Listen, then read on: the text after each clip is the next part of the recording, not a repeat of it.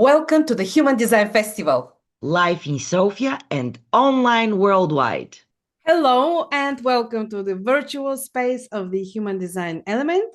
My name is Lucretia and together with Veronica, we are organizing the International Human Design Festival and Immersion. Hello to you, Veronica. Hello, hello, fellow travelers on planet Earth. And again, we're in our virtual space presenting you yet another very interesting speaker for the open mic day. And this is Marco. Hi to you. Aloha, my friends from Maui, from the middle of the ocean. Yeah, it's hilarious because it's almost winter here in Sofia, Bulgaria, and it's cold. And with you, it's nicely warm and yeah, We get beautiful. the rain. The rain has been coming, which is beautiful to watch Maui, the rivers come back and the weather patterns shift. But yeah, for the most part, I'm wearing shorts and in the mornings and at night, pretty much all the time, sandals. Though it has been getting a little colder, which I really appreciate and love. And Maui itself has so many different little microclimates. Like you can get up really high where it's a lot colder and you actually do need sweats and stuff. I went to the top of Haleakala, the volcano here once, 10,000 feet, and all I was wearing was like shorts and a shirt. I didn't realize how cold 10,000 feet up in the sky was. So anyway, 3'5", right? I learned Yes. and now I share. Bring a jacket. Yes, please share with us and for everybody who is going to see this video, who is Marco? Yeah, so I was born and raised in San Diego, California, and I was born to a manifesting generator father and an emotional projector mother. I grew up doing martial arts since basically I could walk around, and that followed me throughout pretty much my entire life. I've always been fascinated with war and combat. I mean, my name is Marco, which is derivative of Mars, which is the Roman god of war. And so, that sort of wove into a theme for me around the sort of greater conflicts. I didn't realize I was a reflector until I was 21, 22 years old. And when I did, so many things just sort of clicked because I was always sort of subtly aware of just these conflicts that were going on around me, conflicts within people's minds, conflicts between people. But I think the most disorienting thing was in college when I became aware of the sort of socio-political, geographical conflict of just these old tribes and old wounds and you know, sort of just like constant fightings and clashing of paradigms and auras and bodies. And so for me, the martial arts was a way to sort of stabilize myself within feeling all of that. I didn't really get into spirituality or the healing arts or any of this stuff until after college. I ended up dropping out of college because it was the first time being away from home. I didn't have any support system. I was also in a place where, there was a lot of like partying and substances going on. And for me, just kind of like going along with the flow, I'm getting caught up in just way too much stuff. And eventually I called my mom and I broke down, didn't intend to break down crying, but I broke down crying. I was like, Mom, I'm dying. Please help me. Like, get me out of here. And they drove up to my college, like 13 hours away, and picked me up and brought me back home. But I was severely depressed. It was like I got unplugged from the matrix and was just totally kind of out in the water, just sort of drowning, just trying to keep my head above water. And so my mom noticed this. She noticed I had lost a lot of weight, and that was kind of like my dark night of the soul of sorts. And so she took me to a Reiki healer. And that was the first time that I felt like like I felt like I had been underwater my entire life. And I was able to, she kind of just brought me up. She was also a physical medium, so she shared a lot of things about me that I was kind of like, how do you know I just got out of a relationship? How do you know that I like writing and stuff? I didn't tell you any of these things. So it was a beautiful blend of sort of somatic experiencing, like a real, like I just felt lighter, like there was weight being lifted off of me, and this sort of like mystical introduction. And so I started practicing Reiki with her. I learned from her, my teacher, Marissa Morris, for almost 5 years and was so fascinated with just the simple way that Reiki was able to sort of help me feel again and help me to not be so focused on all of the dredge and the toxicity and the conflict. And so I sort of took a step away from my martial arts self and I became sort of a pacifist. I became a vegan and did a lot of yoga. Like I went full flow boy spiritual kind of guy, very like Gumby Bendy, not fighting anyone, very pacified. And then I started doing men's work. I started getting into some more of the like how you say exploration around male wounding and the kind of like abandonment sort of the abandonment energy around fathers and sons because my dad was in the picture, but he wasn't necessarily able to connect with me on an emotional level that was able to model the sort of trust that I inherently like I wanted it, right? Deep down, like I wanted to be able to trust my friends, but there was just this sort of glass ceiling or whatever because I didn't have any role models in that area. My dad was so loving and so sweet, but that emotional depth, wasn't there. Turns out he's a undefined solar plexus, I would later find out. And so then after that, that kind of brought me back into my warrior archetype. One of the things that we would do a lot would be to box each other or roll and do jujitsu. And so getting punched by a total stranger at an event that, 30 just random men that are seeking brotherhood, that really changed me and it brought me back into my body in a really beautiful way. And that's coincidentally where I met my partner Pasha, who is just my brother-in-the-law, and he is a biomechanic specialist.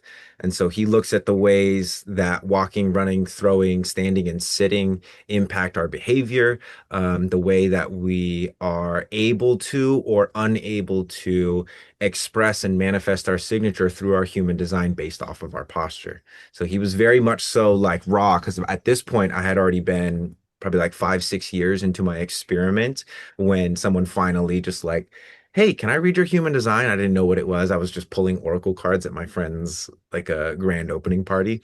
And I said, sure. She goes, you're a reflector. And I'm like, I don't even know what that means. She goes, you're a holographic Charizard. And I was like, that means I'm rare. That means I'm cool, right? Sweet.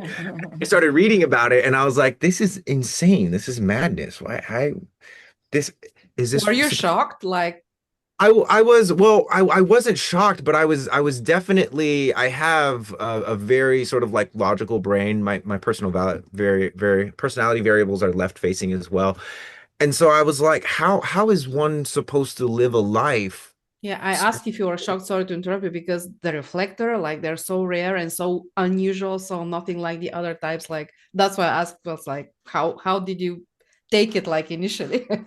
Initially, I was just very like, oh, interesting. I don't know anything about that. And I actually ended up doing a trade with her. So we traded Reiki and she, shared some information about reflectors. And that was the first time I had ever gotten a reading. And of course, the basics, strategy and authority. But I wasn't necessarily shocked. I would later find out that I have gate 51. So not that I can't be shocked, but I also have like still I'm like able to just be like, okay. But it didn't compute in my brain. Like my body was like, oh yeah, just please stop making so many decisions and wait for people to reveal themselves to you and their true intentions and their true actions. But my brain was like, oh, but I have to like do this and I have to do that and we have to make plans and we have to travel and we have to, people are booking us for sessions and stuff like that. So it didn't necessarily fit into the life that I had created for myself. But something deep down was like, oh man, how great would that be if anybody asking me anything, I could just say, yeah, give me like 28 days to mull it over. And if I still want to do it, or if you still want me to do it, then I'll do it. And eventually I started finding my way. What happened was I did a Reiki contract out in Belize. One of my clients was just this really, really wealthy guy, and he bought an island resort out there. And he flew me out there for his birthday, and I was Reikiing all his friends, and we were having a great time. And on the last day, he asked me to move in with him. And I said, I can't move in with you. I got like a girlfriend and my niece was just born. I need to stay in San Diego. But if you buy me a van, then I can travel to Colorado and we can spend time together. And he goes, "How much is the van you want?" And I was like, $60,000. And he goes, "Okay, cool. Let me know when you need the money." Shook my hand, and then him and his wife got in a helicopter and flew off the island. And then a month later, he'd sent me like something like 6 or 7 Bitcoin. I sent it to the guys that build out the vans, and I'm now holding the keys to a brand new Sprinter van with like solar and everything. So as a reflector, like I got my chariot that could deliver me from my Penta and my family.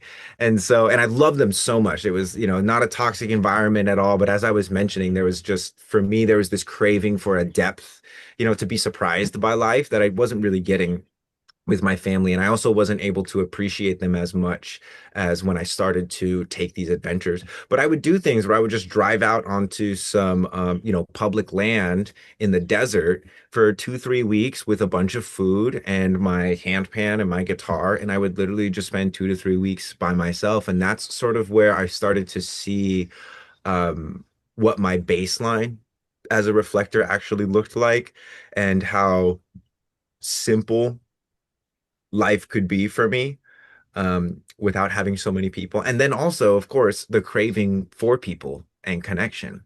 And so that's where I realized a lot of the things that I would hear about reflectors, um, they were maybe they had the right intention, but they weren't necessarily phrased in a way that tracked for me because the whole like sensitive, oh, you need to like stay away from people. I did that. And what happened is I wanted to go back in, right? Like I wanted to step back in a way to the world, but I didn't want to be this like fragile, pacified being. I wanted to be more of a warrior archetype, being able to hold my own. And so I started exposing myself to that. I started going to Vegas and doing work for clients in Vegas and being in the casinos, where at one point, when I first started my journey, if anyone is drinking around me or smoking around me, I'm like disoriented, feeling kind of sick. And so I would expose myself to that intentionally so that I could cultivate a tolerance to it. And I learned a lot of different techniques, acupressure points, different things to help ground me in my body. And after a lot of that is sort of when I started my next chapter with my partner Pasha, who was more so coming from the personal trainer, owned a gym, was a CrossFit guy, would get people out of wheelchairs, fix their scoliosis. He actually had scoliosis himself, and he fixed it just with movement. And so he had this vision of combining biomechanics, which again is how we walk, run, and throw, with human design. And I had the vision of like, whoa, I healed myself using Reiki.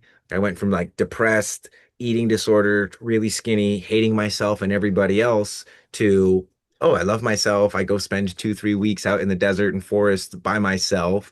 And I want everybody to have these faculties. And so we realized that, we were climbing the same mountain because we both loved human design, and his mom was a reflector, and he's a sleeping phoenix. He's a 1/3 manifesting generator, emotional authority. And so we were climbing the same mountain, but we were climbing it from different sides. And eventually we got to the top and we were like, oh, it's the nervous system.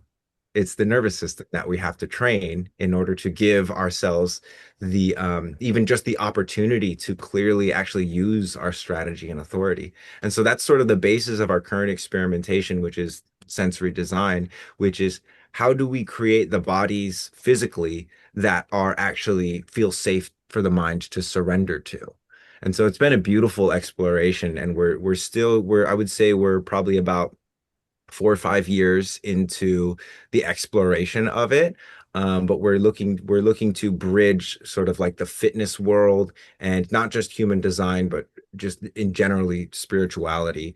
But using human design as the bridge because that is something that it is so powerful is bridging the kind of non-physical into the physical world. So that's sort of who Marco is in like 10 minutes. Yeah. Spoken like a true third line, like really bumping into things, discover and experimenting. Oh my, I guess you have many interesting stories to tell.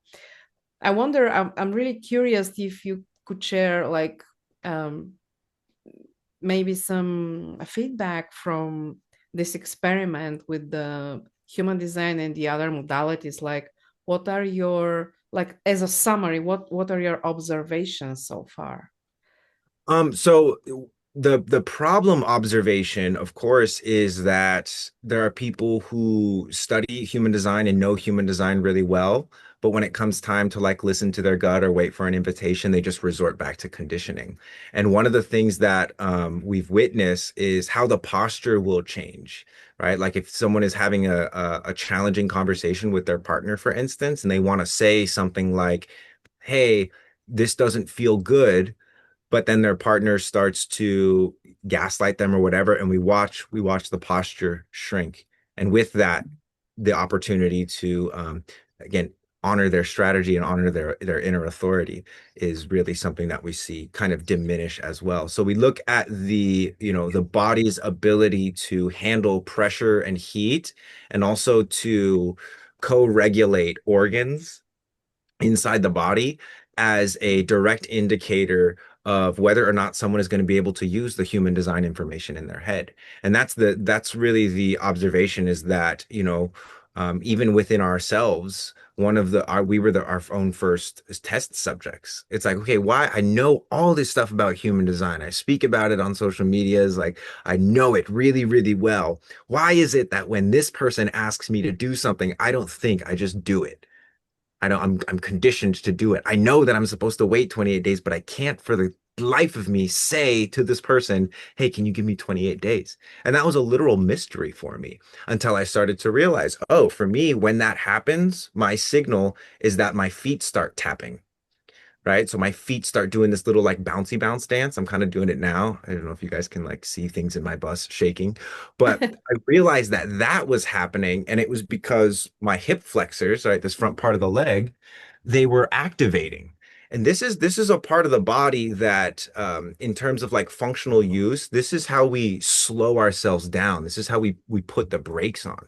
And so my body was literally applying the brakes when I wanted to like turn around and drive away. My emergency brake was on. And so that observation was one of the keys to recognizing like, oh, I have some fascia, I have some tissue, I have some dysfunctional patterns, I have some ghosts living in my tissues that are preventing this part of my body from being integrated and incorporated into my intention and what it is I actually want to create.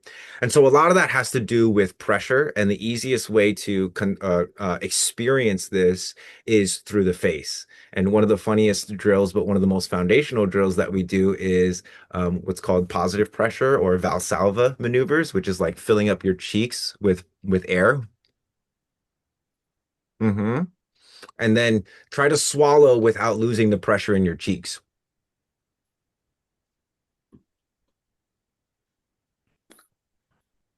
It's a bit difficult, but it can It's a happen. bit difficult. Okay, but you gotta check this out. Now, turn your head to the left and then swallow. Mhm. So this creates the so-called positive pressure. This is creating this. Well, this is building a relationship with positive pressure. It's like we have all of these, right, unconscious things in our bodies that are happening, and in human design, it's literally the design elements of it in terms of like what is our baseline, or what is a regular breath for us versus when someone says take a deep breath, how much deeper do you go? Right? Versus someone saying take the deepest breath you can, how much deeper do you go? Versus somebody putting you in a stressful situation, how much shallower does the breathing become? Because when we're breathing in, that's a vacuum that's pulling air in, right? When we're breathing out, that's the so it's just amplifying those pressure mechanisms so that we can become more familiar with them. So that way, when there's a lot of external pressure or social pressure, I can kind of keep it at bay, or I can bring it deeper into the body. Because a lot of this pressurizing that happens in the face, the swallowing is the key. Everything we see, smell, and taste. It's called the trigeminal nerve, comes down the sides of the neck, right next to the vagus nerve, and that's where it comes into the body to actually be processed. And so, again, everything that Ross said, he gave us the directions of like we have to let go of this mental externalized authority and living out here and start to live more into the body. Again, our issue is just like, okay, Ra, how do we do that? How do we start practicing living in the body? And so pressurizing the cheeks becomes pressurizing the different diaphragms throughout the body. And again, building a relationship with pressure rather than just having a bunch of definitions. And there's a lot of practical stuff within human design. But again, my 1-3 best friend Pasha and my 3-5 heretical self were like, no, we need like actual workouts that we can do so that we can like bring this more into the world, because the more we did those that type of training, and it's sensory integration and biomechanics, right? So the afferent feedback, the way we get information inside the body, and then the efferent feedback, which is our response to the processing that happens once it's in the body. So I'm more of the experimental one naturally with the 3-5. My buddy Pasha has spent, almost 2 decades of his life exploring this. He was introduced to human design really young. His mom's a reflector as well. And so he spent so much time just investigating. And I would see him and I'd just be like, man, we have to start sharing this stuff. Yeah, they forget about sharing the 1-3s very often. So much, and they're but they're so brilliant when they feel supported, and that's been probably one of my greatest joys as a reflector, is to being able to champion somebody who, how you say, I feel like a lot of people in his life have seen him as like a, oh, fix me kind of person, and I'm like, I don't need fixing, bro. I just want to like put a camera on you and like share you with the world, dude. Like you've got so much magic, and so much of it too is, I think, because he has the Sleeping Phoenix incarnation cross is very important for us to, at least for me, to look at those people with that incarnation cross, because I believe that they have, a lot of information moving forward on how to navigate this shift into 2027. And even furthermore, it's going to be more important for us to have a level of groundedness in our bodies and in our nervous system. And yeah, again, I'm just really excited to share the findings, because what we're seeing is people's faces become more symmetrical. Little things like sleeping problems, scoliosis, which is not a little thing, it's a big thing. People's spines literally straightening out. And rather than like fix your posture, it's like smell, swallow, blow a cool stream of air, and the more fully engaged you can be in the senses, the more the senses will inform not like a fixing of the posture, but like a genuine just aligning of the posture, the same way that a baby will like smell its mother and crawl towards its mother. We're able to smell something, and our inner authority, the organs inside us, will be the thing responding, as opposed to the, oh, that's the thing they told me to look out for. That's an invitation right there. Rather than the mind talking for the spleen, we can actually get the spleen to talk and use the mouth directly. So it's very experimental, and we're still, how you say, we haven't like tried to change anything about human design. We've just, because it's great the way it is. And like I said, we just wanted to add our sort of like, oh, we're Pasha is a mechanic. I'm a martial artist and a musician and a healer. And so we just added our pieces to it. And so far, yeah, the results have been really mind blowing. Really Mm, mind blowing. sounds amazing. And another short question: can you do this online, all these processes, or it's better to be live, or it doesn't matter if Um, it's live or no, online? no. So we do live classes with a community every week through virtual. So that's the best All part. right. Like some of the tools that we use, although they're not necessary, they're really helpful. These are plyo balls. They're kind of like, they're filled with air and sand, and we use these for like biting down on them to create different pressure and sensations. But ideally, or eventually, I don't need a plyo ball here. I can create the sort of force that the plyo ball just kind of gives me information and feedback Mm. on. But yeah, we can totally do this online. Mm. And Marco, when you met human design and you heard about the concept of mind, what was your reaction to that? I think I Not self-mind. Don't make decisions with your mind. yeah, No I think mind if it's possible at all. I feel like I just laughed like really hard, because I made all my decisions with my mind. It was always strategic. It was always, how is this person going to feel about this decision? And I laughed because I feel like deep down I knew something was off with that. Like my life wasn't emerging the way that I thought it should be emerging.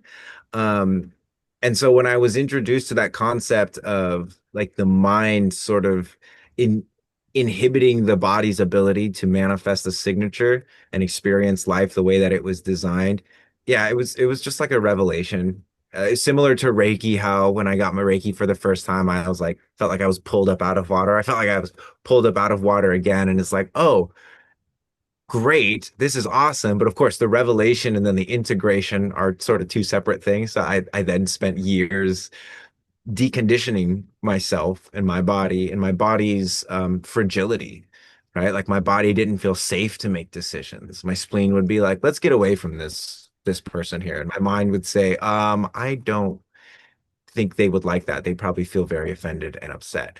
And so, yeah, it took quite a while, but again, I think that's the beauty of the journey, and I'm grateful to have learned this. I'm 32 now, and it was about 10, 11 years ago almost that I learned about human design, and probably like 15, 16 years ago that I was brought into like the Reiki world and the spirituality world. So, yeah, it was hilariously ironic. And was there like a before and after? In terms of like the deconditioning process for me, Yeah. 100%. I mean, I feel like I was living the textbook reflector lifestyle, or rather, I wouldn't call it textbook. I would say it was the what people envision a reflector should be like. Like I had my van, I would spend time alone, I would go to festivals, I would make money by like playing music. I was this very like mystical creature. And yet I've never felt more like a reflector than I do now. And I have, a home here on Maui. I have two daughters. I have a 3-year-old and a 4-month old, or she's about to be 4 months.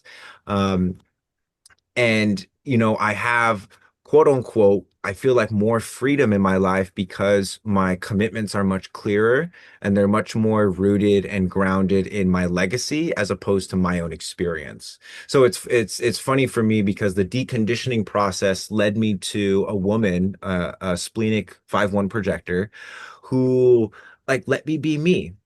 I would come to Maui and host events, and then I would leave. And I did that for a year or two. And she was kind of like my Maui girlfriend, but I was very much so like, oh baby, I'm a third line. I need to break bonds and remake them and fly. I'm a reflector. Like I need life to be fresh. And then, we got gifted with a child. And that was a big, like, I was like, oh my gosh, like this is gonna destroy my reflectorness. And I'm like, oh, hi mind, there you are again. You created this being with your body. How are you going to show up to it?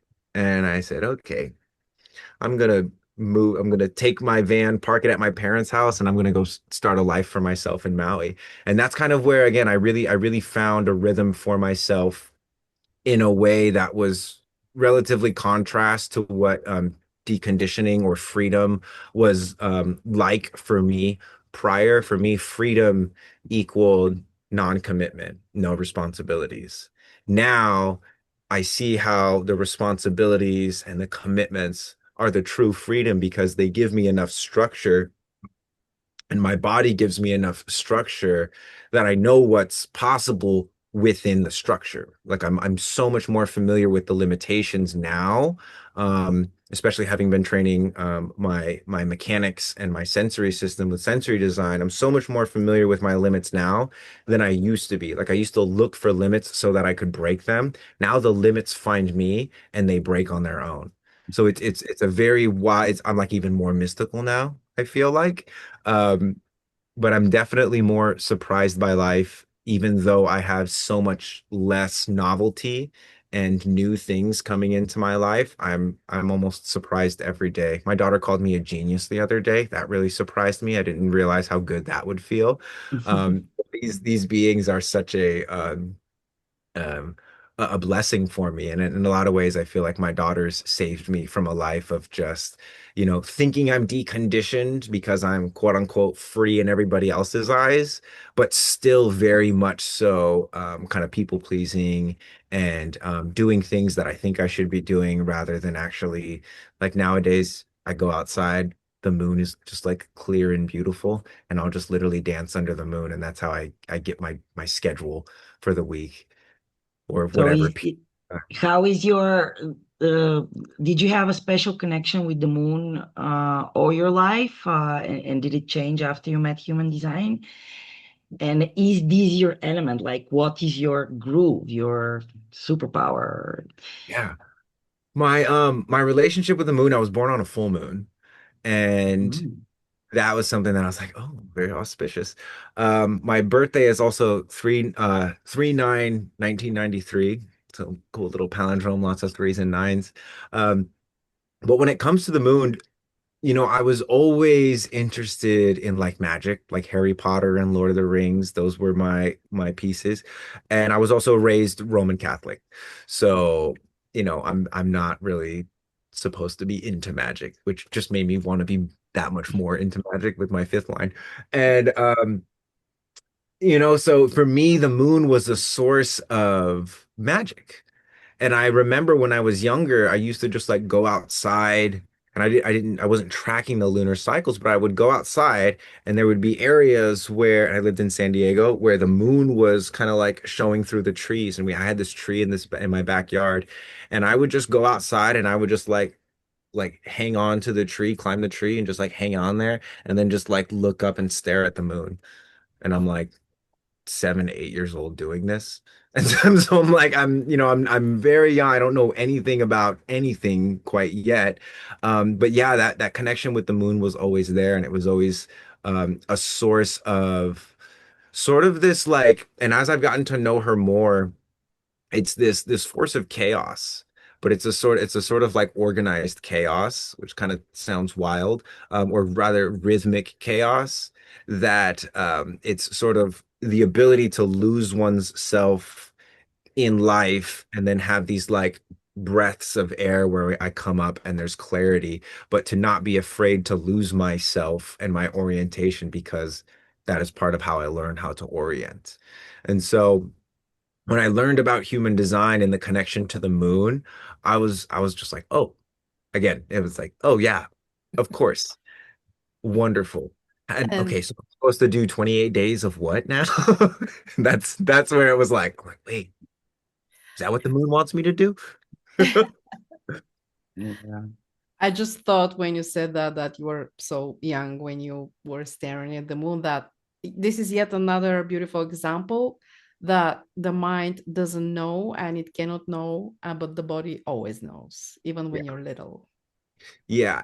Like I remember my mom reading Harry Potter to me and my brother at night, and it was just like the feeling of magic and the feeling of like gifts and like X-Men and mutations, superpowers and stuff like that, Veronica, because you asked about superpowers. And I would say one of my superpowers, like I looked at gate 20 or gate 22 and the grace and openness. And I definitely think that's probably my superpower is really being able to um, and it's with the 3/5 it's been challenging, but really able to have these sort of high standards around who I'm going to open up to and who I'm not going to open up to, or who's worth listening to and who's not worth listening to, and being really objective with that in myself, or as objective as I can be, like seeking greater and greater objectivity of like, I only have limited time here and limited capacity and energy, so how am I going to spend it? And I've cultivated that over the long time. I used to just be like super open to everybody. And then I got to a place where I was like just closed off to everybody because I was trying to protect my energy. And then again, I got more back into my martial arts. And then I realized, oh, if I could be open, but in a more stable way and less grabby with the mind, then I don't actually necessarily have to close off to people, because when I start to feel the subtle closing off, I can just step away from them and remain open. Like the whole concept behind a Teflon aura and like things sliding off me or things moving through me is kind of like a superconductor. And if you take a conductive element and you take it down to sub-zero temperatures, then you lose a lot less of the signals that you move through it. And so that was my one of my gifts, is being able to really like stay calm. And when a lot of people will close up, I'm able to stay open and stay really present. And so for me, that's kind of like what grace is like. And Reiki taught me that as well, to recognize that the universe is conspiring in my favor. If I'm sick, that's not me being punished. That's me being bedridden so that I don't go to this party where I meet somebody who, gets pissed at me and beats me up. So I call it catastrophizing the fantasy. Um, rather than romanticizing it, like a lot of people Love- do, romanticizing the possibilities. I do the opposite. I got really good at that too. So I guess I have a lot of Yeah, superpowers it's really of my own. exciting to actually have you during the festival and that you share your observations and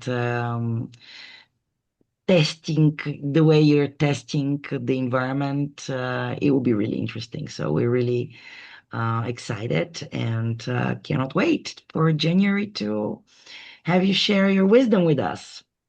And Lovely. you're so young, but that's what I noticed about reflectors, the reflectors in my life at least. They have this innate wisdom from a very young age. It actually can be spooky, even, I think. Yeah, but I definitely got into some spooky things when I was really younger, trying to make life more magical. I got into some spooky things that I very quickly learned. Where I'm like, oh, maybe I shouldn't do that. Well, it's a good thing some black hole didn't swallow you and you're here. I'm very grateful to be. There were a lot of opportunities for black holes to swallow me, or for me, I say I've been in people's pockets a lot, like their little pocket mirror. They pull me out when they're feeling beautiful, and I'm reflecting the beauty in them, but then they close me and put me away when I'm like, what's that? So not anymore. I mean, my daughter maybe she does that sometimes, but she's my greatest teacher. So, Marco. guys, if you resonate to Marco's energy and you would like more of him, you're really invited to join us online for the Human Design Festival and share, be together with us and with Marco. Would you like to come and join and taste his vibration? And maybe he'll taste you back. Who knows? If you're healthy for him.